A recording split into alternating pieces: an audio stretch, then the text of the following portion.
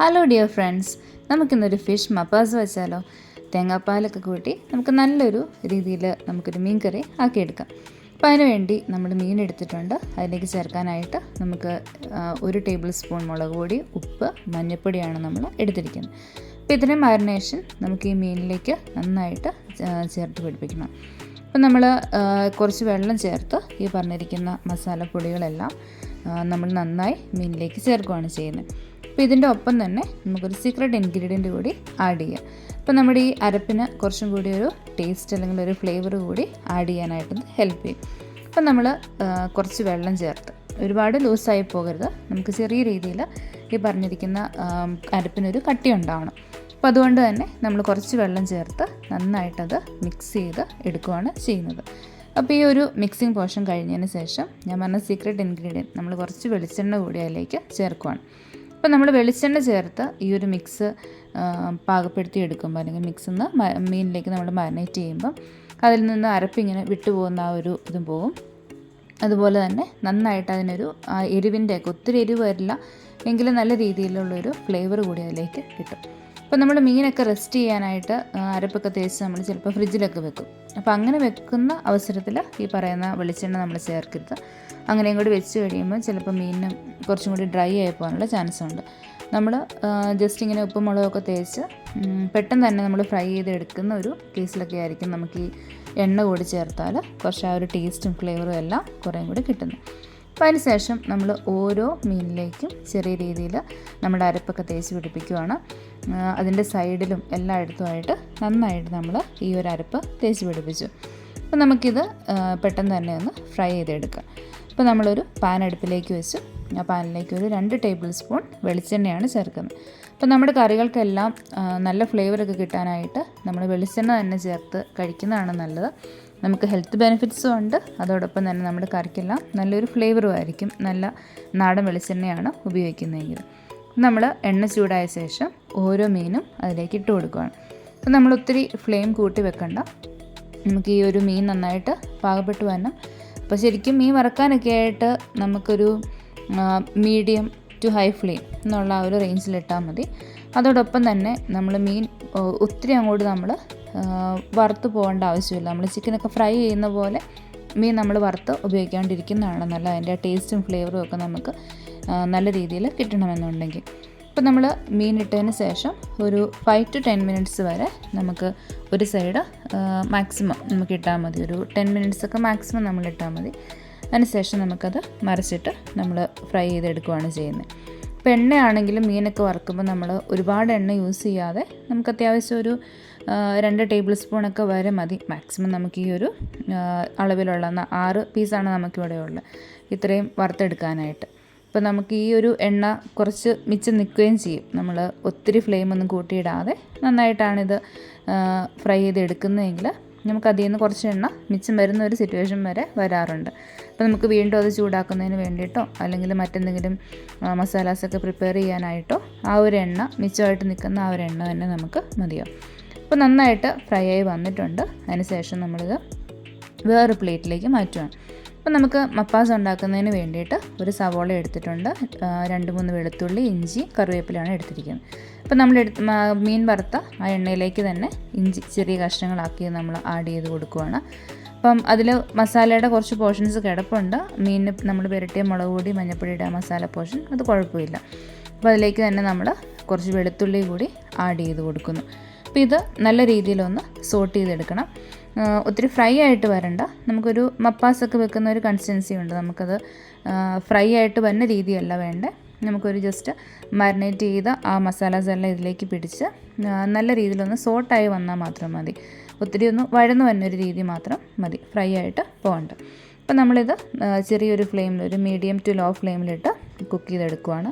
അപ്പോൾ ഇത് ഏകദേശം ഒന്ന് മൂത്ത് വരുന്ന ഒരു സമയമാകുമ്പോഴത്തേക്കും നമുക്ക് ഈ ഒരു മിക്സിലേക്ക് സവോള, നമ്മൾ ചെറിയ പീസസായിട്ട് കട്ട് ചെയ്ത് വെച്ചിരിക്കുന്ന, തിൻ പീസസായിട്ട് കട്ട് ചെയ്ത് വെച്ചിരിക്കുന്ന സവോള കൂടി എടുക്കുവാണ്. ചെറിയൊരു സവോളയാണ് എടുത്തിരിക്കുന്നത്, ചെറിയ സൈസിലുള്ളൊരു സവോളയാണ് നമ്മൾ ഈ മസാലയിലേക്ക് ആഡ് ചെയ്യാതെ കൊടുത്തിരിക്കുന്നത്.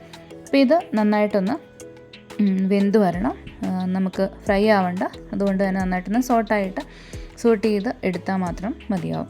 അപ്പോൾ ഇത് അത്യാവശ്യം നല്ല രീതിയിലൊന്ന് സോട്ട് ചെയ്യാൻ 5 മിനിറ്റ്സ് വെയിറ്റ് ചെയ്യുക. അപ്പോൾ അങ്ങനെ ആയി കഴിയുമ്പം അതിലേക്ക് നമ്മൾ തേങ്ങാപ്പാൽ ചേർക്കുകയാണ്. തേങ്ങാപ്പാലിൻ്റെ 2ാം പാലാണ് നമ്മളിവിടെ ആഡ് ചെയ്ത് കൊടുക്കുന്നത്. നമുക്ക് മപ്പാസൊക്കെ വെക്കുമ്പം അതിൻ്റെ മെയിൻ ഇൻഗ്രീഡിയൻ്റ് ആയിട്ട് വരുന്നത് തേങ്ങാപ്പാലാണ്. അപ്പോൾ ആ ഒരു ടേസ്റ്റിൽ, ആ ഒരു ഫ്ലേവറിലാണ് ആ കറിയുടെ ചാറായിട്ട് വരുന്ന പോർഷൻസ് വരാറുള്ളത്. അപ്പോൾ നമ്മൾ തേങ്ങാപ്പാൽ ഒഴിച്ചു കൊടുത്തു, ഫ്ലെയിം നന്നായിട്ട് കുറച്ച് വെച്ചു, അല്ലെങ്കിൽ അത് ഭയങ്കരമായിട്ടും കുറുകിപ്പോവും.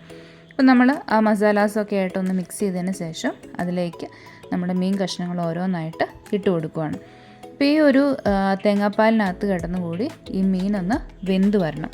നമ്മൾ ഫ്രൈ ചെയ്തെടുത്തതാണ്, പക്ഷേ ഇതിൻ്റെ ആ ഒരു ടേസ്റ്റും ഫ്ലേവറും എല്ലാം കൂടി ആ തേങ്ങാപ്പാലൊക്കെ കൂടി ഇതിലേക്ക് പിടിക്കുന്നതിന് വേണ്ടിയിട്ട് നമുക്ക് ഇതൊന്ന് വേകാനായിട്ടൊരു 5 മിനിറ്റ്സ് വെച്ച്, അല്ലെങ്കിൽ 10 മിനിറ്റ്സ് വരെ മാക്സിമം വെച്ച് നമ്മൾ ഈ ഒരു ഗ്രേവി നല്ല തിക്കായിട്ട് എടുക്കുകയാണ് ചെയ്യുന്നത്. അപ്പോൾ നമ്മൾ പീസസ് എല്ലാം തന്നെ ആഡ് ചെയ്ത് കൊടുത്തു. അതിന് ശേഷം ഈ പറഞ്ഞിരിക്കുന്ന കറി ഒന്ന് ചെറുതായിട്ട് തേങ്ങാപ്പാലൊക്കെ ഒന്ന് തിളച്ച് ഇതിലേക്ക് പാകത്തിന് അതിൽ മിക്സ് ആവാൻ വേണ്ടി നമ്മളത് വെയിറ്റ് ചെയ്യുകയാണ്. അപ്പോൾ നമുക്ക് ഈ ഒരു തേങ്ങാപ്പാലിൻ്റെ ആ മിക്സ് ഈ പറയുന്ന മീനിലേക്ക് കുറച്ചൊന്ന് ഒഴിച്ചു കൊടുക്കാം. അപ്പം എല്ലാ സൈഡ്സിലും നന്നായിട്ട് ആ ഒരു മസാലയും അതുപോലെയുള്ള അതിൻ്റെ ആ ഫ്ലേവറും എല്ലാം കൂടി ഇറങ്ങി വരുന്നതിന് വേണ്ടിയിട്ടിത് ഹെൽപ്പ് ചെയ്യും.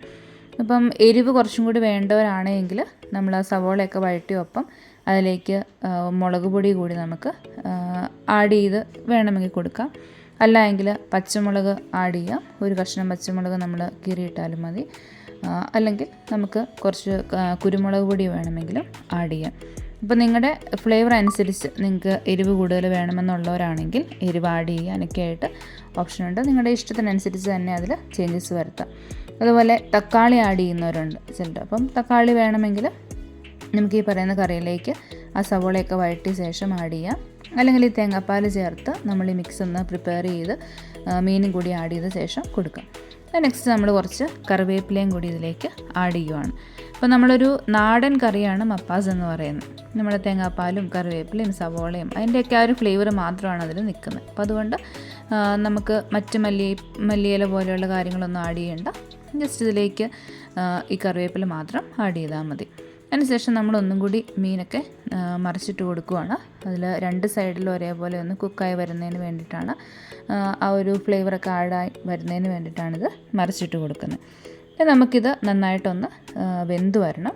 അതിന് വേണ്ടി നമ്മൾ ഒരു 10 മിനിറ്റ് 5 മിനിറ്റ് നേരത്തേക്കൊക്കെ ആയിട്ട് നമ്മളൊന്ന് അടച്ച് വെച്ച്, ആ പാത്രം അടച്ച് വെച്ച് ഇത് വേവാനായിട്ടൊരു ടൈം കൊടുക്കുകയാണ്. അപ്പം നോക്കിക്കഴിഞ്ഞാൽ അറിയാം, നല്ല രീതിയിൽ അത് ചാറൊക്കെ വറ്റി നല്ലൊരു ഫ്ലേവറിലേക്ക് അത് വന്നിട്ടുണ്ട്.